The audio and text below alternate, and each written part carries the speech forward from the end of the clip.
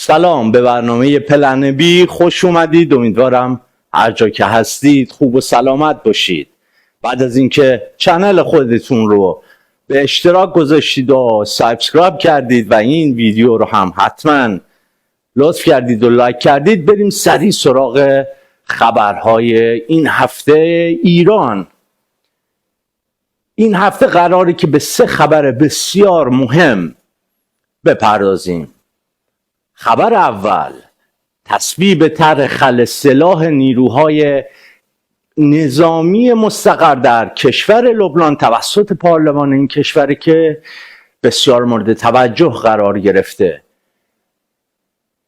پارلمان و دولت لبنان بعد از مدت‌ها تحمل فشار توسط غرب و مخصوصاً آمریکا طرحی جنجالی رو تصویب کردن که عملاً نیروهای نظامی غیر از ارتش لبنان رو خلع سلاح بکنن و اونها دیگه اقدامات نظامی نتونن انجام بدن. هرچند این طرح خلاف توافقات قبلی بین حزب الله لبنان و دولت لبنان هستش، اما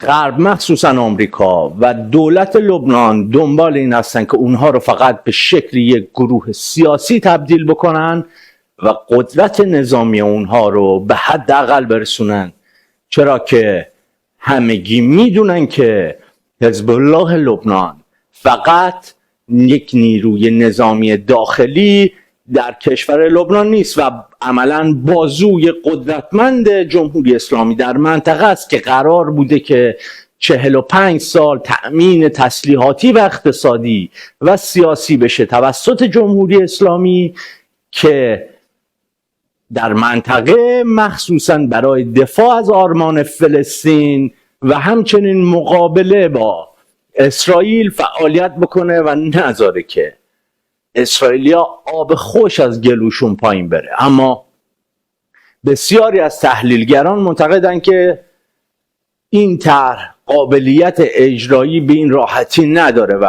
حتما همونطور که مقامات حزب الله مخصوصا دبیرکل جدیدش و همچنین مقامات رسمی ایران، سخنگوی دستگاه دیپلماسی ایران و وزیر امور خارجه ایران عباس عراقچی بهش اشاره کردن، این حکایت رو میرسونه که اجرای این طرح ممکنه که به همین راحتی هم نباشه و حتما اونها در برابر خلع سلاح مقاومت خواهند کرد.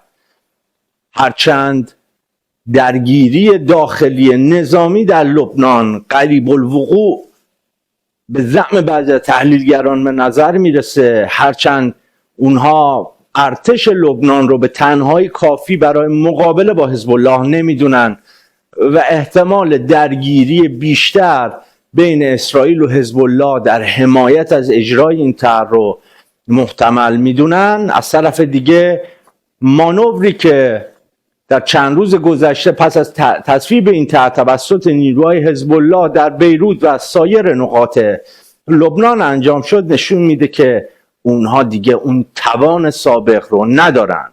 همونجور که یادتون میاد اسرائیل بعد از حملات 7 اکتبر ضربات بسیار شدید و جبران ناپذیری رو بر پیکره حزب الله وارد کرد. داستان پیجرها، از بین بردن فرماندهان مهم حزب الله به ترتیب و از اون مهمتر کشتن سید حسن نصرالله دبیرکل حزب الله که شخص اساسی این گروه بود، این گروه نظامی و سیاسی در لبنان رو بسیار تضعیف کرد. با توجه به شرایطی که ایران هم با اون دست به گریبانه، بعید به نظر میرسه که تحرکات شدیدی اونجوری که تصور میشه در لبنان به خاطر اجرای این طرح به وقوع بپیونده و هرچند ممکنه که بعضی از درگیری ها جست و گریخته در لبنان شکل بگیره، اما احتمالاً اسرائیل و آمریکا به شدت این طرح و دولت لبنان رو حمایت خواهند کرد، همونجور که با وعده هایی برای کمک های اقتصادی و نظامی به لبنان مجبور کردن مقامات لبنانی رو که از شر شبه نظامیای دیگه مخصوصا حزب الله و عمل در لبنان خلاص بشن و اونها رو با توجه به شرایط اقتصادی بدی که دست به گریبان هستن باش رو به سمت رونق و رشد اقتصادی ببرن. هرچند اینا همه گمان زنیه و تا عمل فاصله بسیاری هست. اما یه طرح جنجالی دیگه هم در هفته گذشته تصویب شد که واقعا دور از ذهن نبود. اون هم تصرف کامل نوار غزه توسط ارتش اسرائیل با تصویب کابینه امنیتی اسرائیل بود. هرچند بسیاری از مقامات بین المللی از تصویب این طرح ابراز نگرانی میکنن، اون هم در حد فقط حرف و سخن، اما با توجه به اینکه تا الان هم حدود 60 تا 70% نوار غزه در کنترل نظامی اسرائیل قرار داره، اما اون 30% بقیه هم مصمم هستن که در اختیار بگیرن و کاملا از شر حماس خلاص بشن. آیا این طرح برای اسرائیل جنبه غیر از تأمین امنیت رو داره یا خیر؟ مسلما نه، اما آمریکا مخصوصا ترامپ دنبال خاک غزه است، میخواد اونجا رو مال خودش بکنه و به نظرم میرسه که داره حمایت میکنه این طرح اسرائیلی ها رو و این اقدام در ادامه کشتار عظیمی که بعد از 7 اکتبر در غزه صورت داره میگیره پایان این شرایط اسفناک انسانی در اون منطقه رو رقم خواهد زد یا نه. تصاویر ارسال کمک‌های غذایی به مردم گرسنه و در تحت محاصره غزه رو حتما دیدید. فارغ از هر تفکر و نگاه سیاسی، تنها از نگاه انسانی یک فاجعه رخ داده. در نتیجه هم حماس هم حزب الله لبنان اگر از معادلات منطقه اسرائیل و حوزه اسرائیل حذف بشن، عملاً بازوهای اصلی نیابتی جمهوری اسلامی حذف شدن. امنیت اسرائیل برای مدت بسیار طولانی تأمین خواهد شد. قبلا سوریه هم اخته کردن و گذاشتن که یک تروریست به اسم جولانی بیاد و کروات بزنه و حاکمیت شروع کنه و هر وقت شروع کرد به جفتک انداختن یه پسی بهش زدن، همونجوری که هفته‌های گذشته این اتفاق افتاد و وزارت دفاع سوریه رو در دمشق مورد هدف قرار دادن سر درگیری با دروزی ها. اما خبر بعدی، خبری که جسته و گریخته حتما شنیدید، شاهکار ترامپ، شاهکاری که نشون داد که دونالد ترامپ کاری رو کرد که پوتین دلش میخواست 4 سال اون رو انجام بده و درش ناموفق بود. اما ترامپ در یک اقدام شگفت‌انگیز ارمنستان و آذربایجان رو در واشنگتن دی سی سر میز نشوند و توافقی رو امضا کردند که یک مناقشه طولانی مدت قره باغ رو عملاً خنثی کرد و به صلح رسوند این دو کشوری که سالهای سال درگیری هایی بر سر این منطقه با هم دیگه داشتند. همونجور که میدونید کریدور تنگ زور به مساحت تقریبی 43 کیلومتر بین جمهوری آذربایجان و منطقه خودمختار به اسم نخجوان در خاک ارمنستان قرار داشت. در نتیجه دسترسی جمهوری خودمختار نخجوان به آذربایجان تنها از مسیر خاک ارمنستان اتفاق می افتاد و همین موجب تنش‌های بسیاری بین این دو کشور بود. بارها و بارها با هم دیگه وارد درگیری‌های نظامی شدند. همچنین دسترسی جمهوری از ترکیه هم از طریق همین کریدور انجام میشد و عملاً مرز مستقیمی با ترکیه نداشت. همچنین ترک ها هم اگر قرار بود به آذربایجان سفر کنن باید وارد خاک ایران می شدن و از طریق خاک ایران وارد جمهوری آذربایجان می شدن.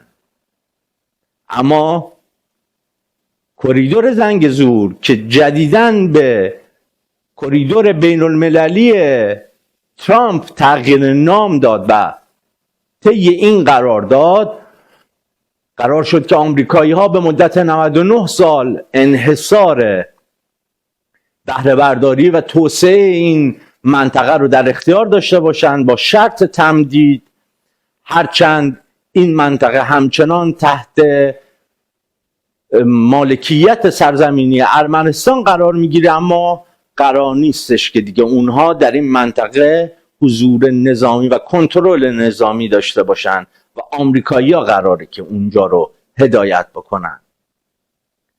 چرا اینقدر زنگزور مهم بود و چی شد که ایران این منطقه رو هم از دست داد؟ برای اینکه راحت‌تر بفهمیم، مسیر انتقال انرژی روسیه به اروپا و همچنین دسترسی ایران از طریق راه زمینی به اروپا از این منطقه میگذشت، جایی که هم برای ما و روسیه منفعت اقتصادی و ترانزیتی داشت و هم برای ایران نقش سواپ انرژی رو انجام میداد، جایی که انرژی و سوخت لازم استانهای شمال غربی کشور رو از طریق آذربایجان تامین می‌کردن و در ازای اون در جنوب کشور به همون میزان محموله تحویل کشتی‌هایی میدادن که برای آذربایجان صادرات نفتی داشته باشه. همیشه این مسیر پرمنفعت و استراتژیکی برای ایران و روسیه بوده. اما تو مسیر سواب یادتون باشه حتما جریان محصولی و ثروت نجومیش رو یادتون هست، اونجایی که این سواب توسط یک فرد جدا شده از سپاه پاسداران به اسم صادق محصولی بعداً شد تأمین کننده مالی جبهه پایداری در ایران، از این طریق انجام می شد. خب بعد از توافق بین ارمنستان، آذربایجان و آمریکا عملاً این امکان از دست رفت، مضاعف بر اون که برای اروپا یه حسن بسیار خوبی داشت.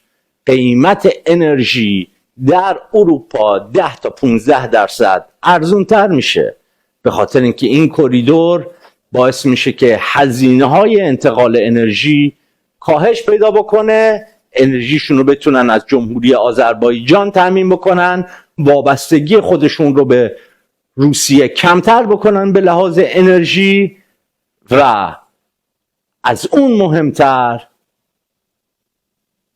بالا سر ایران مستقر بشن. هرچند جمهوری آذربایجان هم در سالهای گذشته نشون داده که بسیار پایگاه مطمئنی برای اسرائیل و آمریکا بوده، اما این کریدور هم به اون اضافه شد و عملاً ایران در محاصره کامل آمریکا یا بهتر بگم نیتو قرار گرفت. یکی از کشورهایی که بسیار منفعت برد از این توافق ترکیه است. یادتون نره که بعد از بسته شدن این کریدور برای ایران تنها راه دسترسی ما به اروپا ترکیه خواهد بود و این همسایه شمالی ما نقش تعیین کننده‌ای در آینده اقتصادی و سیاسی ایران خواهد داشت. ترکان نشون دادن که در معادلات منطقی و بین المللی داره تغییراتی با هماهنگی با غرب رقم میزنن. هرچند خیلی از تحلیلگران معتقدند که ترکیه هم خودش هدف بعدی آمریکا و اسرائیل خواهد بود، اما این توافق داره نشون میده که هماهنگی های پشت پرده بین ترکیه و اسرائیل و آمریکا همچنان وجود داره.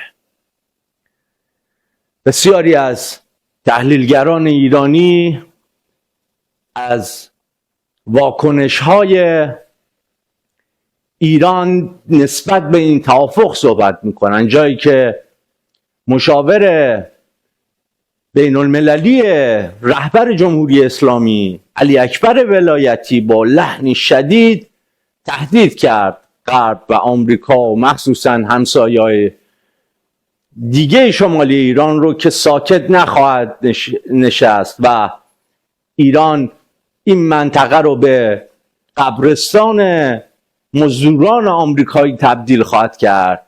اما هممون میدونیم که ایران در شرایطی نیست که بخواد تهدید بکنه، جایی که بسیاری از تحلیلگران بر اساس فقط اقدامات و فعالیت‌های ایران دارن تحلیل‌های خودشون رو ارائه میدن. در نگاه بازتر باید گفت که خاورمیانه به شدت داره تغییر میکنه و اون طرحی که مدت‌های طولانی بود ازش صحبت میشد قبل از اینکه آغاز بشه، بسیاری از تحلیلگرانی که امروز مشاوره هایی به رهبران جمهوری اسلامی میدادن باید بشینن و کارهای زشتشون رو فکر بکنن. اون تحلیل های مزخرفی که میدادن، بستن تنگه هرمز که شعار همیشگی کیهان و سردبیر این و مدیر مسئول این روزنامه است، یکی از تهدیدهای بعدی بود که ایران نسبت به توافق زنگ زور انجام داده بود. سپاه پاسداران هم موضع گیری کرد به این توافق، اما اجرایی شدن اون یک چیز دیگه‌ایه. به احتمال بسیار زیاد این کریدور باعث این خواهد شد که مسیرهای کریدوری و ترانزیتی منطقه کاملا تغییر کنه و خاورمیانه جدید در راه است. خاورمیانه جدید بدون درگیری، بدون اسلامگراهای تندرو و مبادلات اقتصادی جدید. همه اینها این رو به ذهن میرسونه که به احتمال زیاد روسیه تحت فشارهای بیشتری قرار خواهد گرفت و به احتمال زیاد در چند روز آینده شاهد این خواهیم بود که روس‌ها با آمریکایی‌ها ملاقات خواهند کرد و توافقی بر سر پایان جنگ اوکراین هم انجام خواهد شد. این دو کشور چه چیزی رو معامله کردند؟ این نکته بسیار مهمیه. آیا این توافق عملی خواهد شد یا خیر؟ امیدوارم که از این برنامه استفاده کرده باشید. تا برنامه بعدی شیر کردن و لایک این ویدیو یادتون نره. خدا نگهدار.